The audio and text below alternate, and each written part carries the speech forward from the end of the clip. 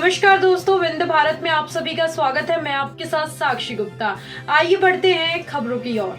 मध्य प्रदेश में लोकसभा चुनावों के 3 चरण पूरे हो चुके हैं। 7 मई को तीसरे चरण का मतदान संपन्न हो चुका है। पहले और दूसरे चरण के बाद हुए तीसरे चरण में लोकसभा की कुछ सीटों पर कम मतदान प्रतिशत रहा। कम मतदान के चलते राजनीतिक दलों को चिंता सताने लगी है। सबसे ज्यादा चिंता भाजपा को है। बीते दिनों केंद्रीय गृह मंत्री अमित शाह अचानक देर रात भोपाल पहुंचे थे, जहां उन्होंने एक होटल में चुनिंदा नेताओं के साथ बैठक की थी। मीडिया की खबरों के अनुसार अमित शाह ने भाजपा नेताओं को मतदान प्रतिशत बढ़ाने का टारगेट दिया है।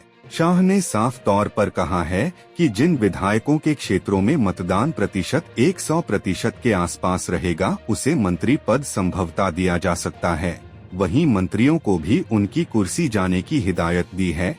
इसी के चलते प्रदेश के कुछ चुनिंदा मंत्रियों की कुर्सी अब खतरे के कटघरे में आ गई है।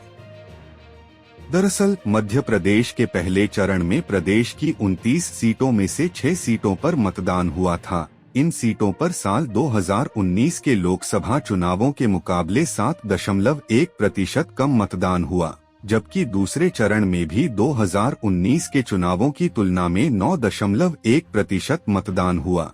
वही तीसरे चरण के मतदान में मोहन सरकार के 8 मंत्रियों में से 5 मंत्रियों के क्षेत्रों में मतदान प्रतिशत कम रहा। बीजेपी आलाकमान साफ कर चुका है कि जिन इलाकों में कम मतदान होगा, वहां के मंत्रियों की कुर्सी छीनी जा सकती है। इसके अलावा लोकसभा चुनाव के मतदान प्रतिशत के आधार पर विधायकों का रिपोर्ट कार्ड भी बनाया जाएगा। जो विधायक सबसे अव्वल रहेगा, उसे मंत्री बनाया जा सकता है। दरअसल मध्य प्रदेश लोकसभा चुनाव के तीसरे चरण के मतदान में मोहन सरकार के 8 मंत्रियों में से 5 मंत्रियों के विधानसभा क्षेत्रों में मतदान प्रतिशत पिछले चुनाव की अपेक्षा कम हुआ। सबसे ज्यादा मंत्री विश्वास सारंग के इलाके में 5% तक घटा है, जबकि मंत्री राकेश शुक्ला और मंत्री गौतम टेटवाल के क्षेत्रों में मतदान लगभग बराबर रहा। मंत्री विश्वास सारंग नरेला विधानसभा में 56.10% मतदान हुआ, जबकि 2019 में 64.95% मतदान हुआ था। यानी इस बार 8.85% मतदान कम हुआ। मंत्री प्रद्युम्न सिंह तोमर ग्वालियर विधानसभा में 53.50% मतदान हुआ, जबकि 2019 में 58.53% मतदान हुआ था। यानी इस बार 5.03% मतदान कम हुआ।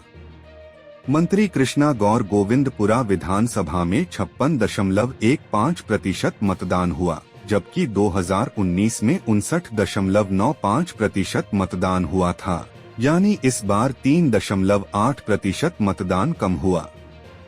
मंत्री ऐदल सिंह कंशाना सुमावली विधानसभा में 53.10% मतदान हुआ, जबकि 2019 में 55.26% मतदान हुआ था। यानी इस बार 2.16% मतदान कम हुआ।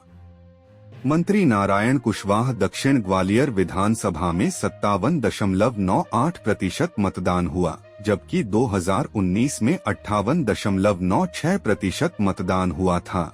यानी इस बार 0.98% मतदान कम हुआ है। ऐसे में मोहन सरकार के इन 5 मंत्रियों की कुर्सी पर खतरा मंडराने लगा है।